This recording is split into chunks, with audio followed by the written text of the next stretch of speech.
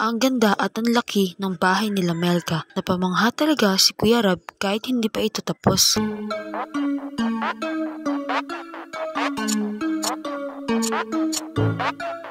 Suki Deso. Grabe talaga ang gulat at mangha ni Kuya Rab sa bahay nila Melka dahil napakalaki nito.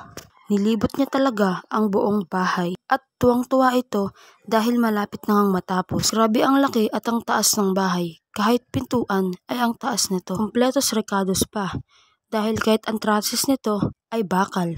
Syempre, lalagyan din ito ng kisame at syempre, lalagyan din ito ng tiles.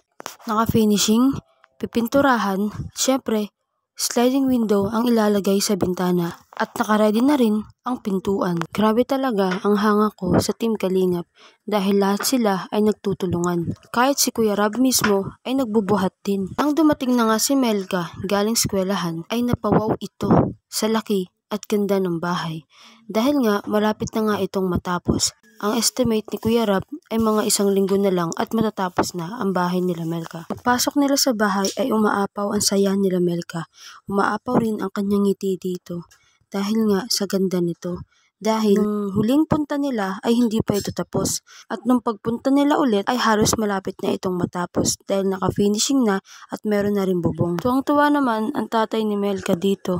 Kahit hindi niya ito nakikita ay alam niyang maganda at malaki ito. Sabi nga dito ni Kuya Rab ay baka nga mas maganda pa ito sa naiisip ni tatay.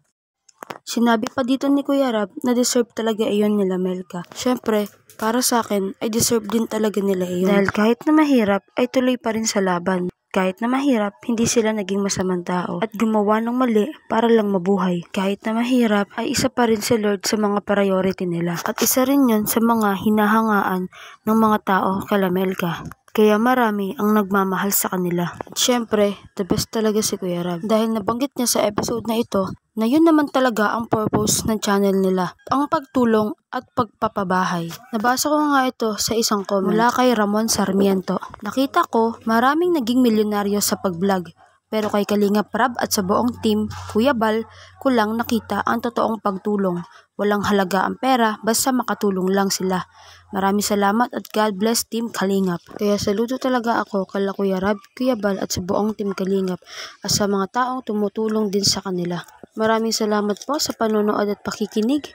Please do not forget to like, leave a comment, share, and subscribe po sa aking munting YouTube channel. Maraming salamat po sa pagsuporta nyo. God bless us all.